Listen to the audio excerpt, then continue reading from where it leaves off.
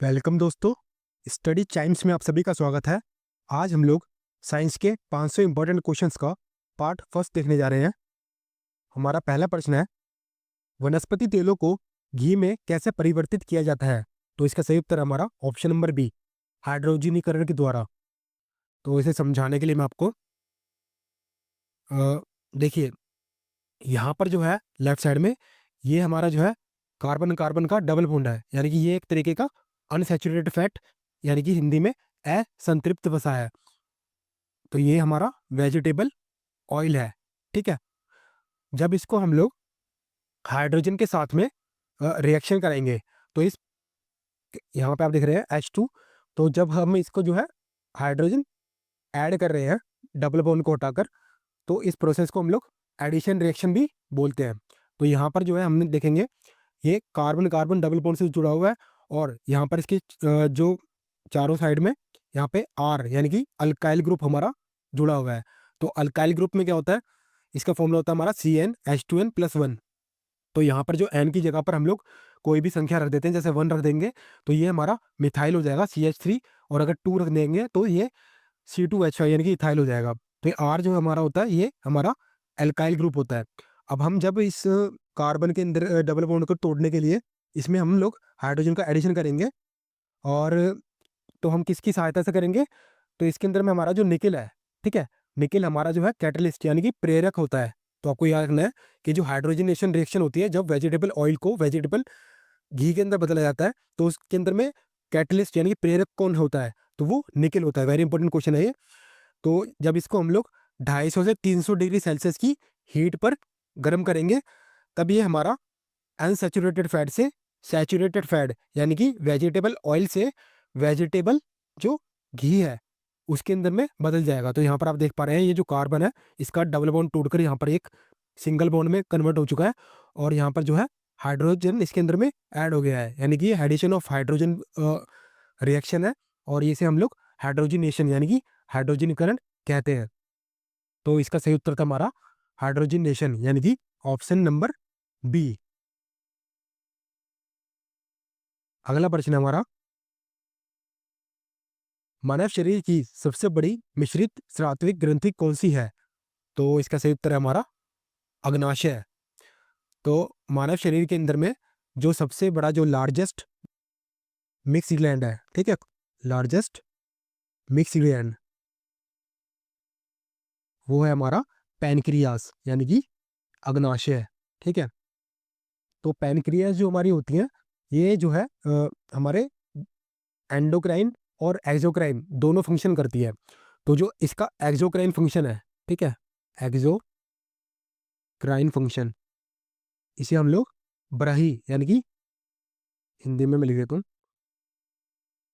ब्रही सात्विक कार्य है। ठीक है, तो जो एक्सोक्राइन फंक्शन है इसका, ये फंक्शन होता है इसका, जो ये पाचन के जो एंजाइम्स हमारे होते हैं ना, ठीक है, जो भी हमारे पाचन के अंदर में एंजाइम्स हमारे काम आते हैं उनको ये रिलीज कर देता है। ठीक है, ये तो इसका हो गया एक्सोक्राइन फंक्शन यानी कि ब्रही सात्विक फंक्शन। तो दूसरा हमारा इसका कार्य है एंडोक्राइन फंक्शन यानी कि अंततः सात्विक। तो इसके अंदर में जितनी भी हमारी ब्लड के अंदर शुगर होती है उसको रेगुलेट करने वाले जितने भी हमारे हार्मोन्स होते हैं, ठीक है, उसका नाम है हमारा इंसुलिन। तो ये इंसुलिन को जो है रिलीज करता है ताकि जो हमारा ब्लड का शुगर है वो कम हो जाए। तो इसका वेरी इंपॉर्टेंट कोई जो फंक्शन है वो हमें याद रखना है। हमारा अगला प्रश्न है, आंखों के रंग के लिए उत्तरदायी रंजक कहाँ उपस्थित होता है? तो इसका सही उत्तर है हमारा आइरिस के अंदर। ठीक है, आइरिस।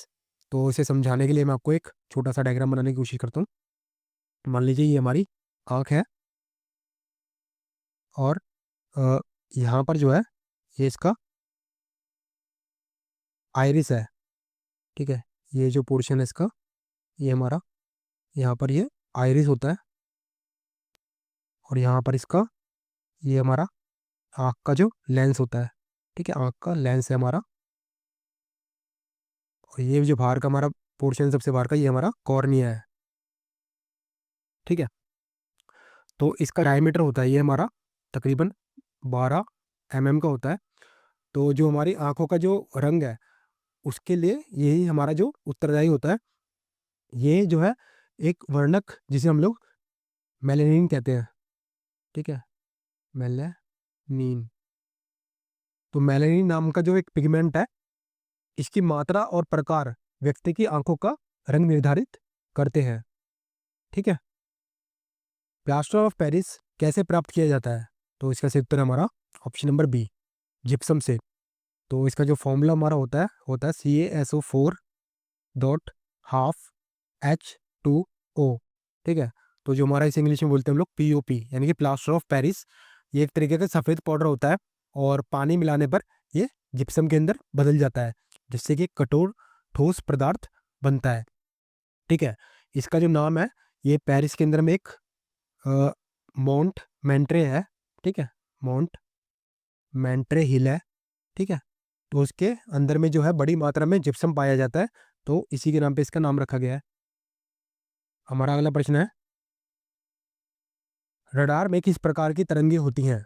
तो इसका सही उत्तर हमारा ऑप्शन नंबर बी, विद्युत चुंबकीय तरंगे, यानी कि इलेक्ट्रोमैग्नेटिक वेव्स, ठीक है। इलेक्ट्रोमैग्नेटिक वेव्स जो होती है हमारी, ये कौन सा टाइप की होती है हमारी? जो माइक्रोवेव्स होती हैं, ठीक है, वेरी इंपॉर्टेंट है ये भी। माइक्रोवेव्स ये इलेक्ट्रोमैग्नेटिक टाइप्स की होती हैं, और जो ये किस तरीके की होती हैं, ये हमारी शॉर्ट वेवलेंथ की होती हैं, ठीक है। कैसी होती है? Short wavelength. तो ये जो है शॉर्ट वेवलेंथ की होती हैं, जो रडार की जो छोटे ऑब्जेक्ट्स होते हैं उनका भी पता लगाने में काफ़ी मददगार होती हैं।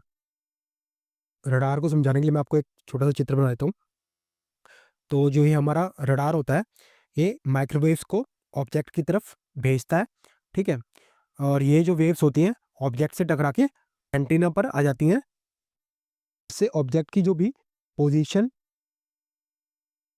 स्पीड और साइज का पता लग जाता है, ठीक है। तो ये वेरी इंपॉर्टेंट क्वेश्चन है, आपको याद रखना है।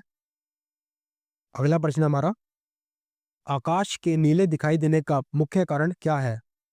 तो इसका सही उत्तर हमारा ऑप्शन नंबर बी, वायुमंडल में उपस्थित धूल आदि के कणों द्वारा सौर किरणों का परिकरण, ठीक है, यानी कि scattering of solar rays by dirt particles present in the atmosphere. तो हमारा जो एटमॉस्फेयर के अंदर में जो छोटे छोटे कण होते हैं, ये नीले प्रकाश को अन्य रंगों की तुलना में ज़्यादा स्कैटरिंग करते हैं, ठीक है, जिससे हमारी जो आंखें हैं उस तक जो है अधिक बिखरा हुआ नीला प्रकाश पहुंचता है। तो इसका सही उत्तर था हमारा option number B, scattering of light. हमारा अगला प्रश्न है, मनुष्यों में कौन सा एक अपशिष्ट पदार्थ है? तो इसका सही उत्तर हमारा यूरिया। यूरिया जो है एक वेस्ट प्रोडक्ट है, जो कि प्रोटीन और जो हमारा अमीनो एसिड होते हैं, ठीक है, प्रोटीन और अमीनो एसिड, इनके ब्रेक डाउन होने पर बनता है, ठीक है। जो हमारे किडनी होती है वो इसे यूरिन के रास्ते बाहर निकाल देती है। तो हमारा अगला प्रश्न है, दो या दो से अधिक धातुओं के मिश्रण को क्या कहा जाता है? तो इसका सही उत्तर है हमारा मिश्रित धातु, यानी कि अलॉय। हमारा अगला प्रश्न है, मानव शरीर में पेशियों की कितनी संख्या होती है? तो मानव जो मांसपेशियां होती हैं इसके अंदर में लगभग 600 से लेकर, तो इसके अंदर लगभग 600 से लेकर 800 मांसपेशियां होती हैं, और 650 से अधिक कंकाल मसल्स होती हैं। तो ऑप्शन के हिसाब से तो नहीं, पर जो इसका सही उत्तर होगा अगर हमारा, और 600 से लेकर 800 मांसपेशियां, ठीक है। अगला प्रश्न हमारा, यदि किसी तत्व का परमाणु क्रमांक बराबर है लेकिन परमाणु भार भिन्न भिन्न है, तो उस तत्व को क्या कहा जाता है? तो इसके सही उत्तर हमारा समस्थानिक, यानी कि आइसोटोप, ठीक है। तो आइसोटोप्स क्या होते हैं? आइसोटोप्स के अंदर में जो एटॉमिक नंबर है, ठीक है, एटॉमिक नंबर जो होता है वो सेम होता है, और जो एटॉमिक हमारा मास होता है वो हमारा डिफरेंट होता है। एटॉमिक मास जो है वो डिफरेंट है, यानी कि अलग होता है, ठीक है। तो इसका जो एग्जांपल है, हमारा जो हाइड्रोजन है, ठीक है, हमारे हाइड्रोजन के जो है वो 3 आइसोटोप्स होते हैं। यहाँ पर पहला हमारा होता है प्रोटियम। इसके अंदर में जो हमारा एटॉमिक नंबर है वो हमारा 1 होता है और एटॉमिक मास जो है वो 1 होता है।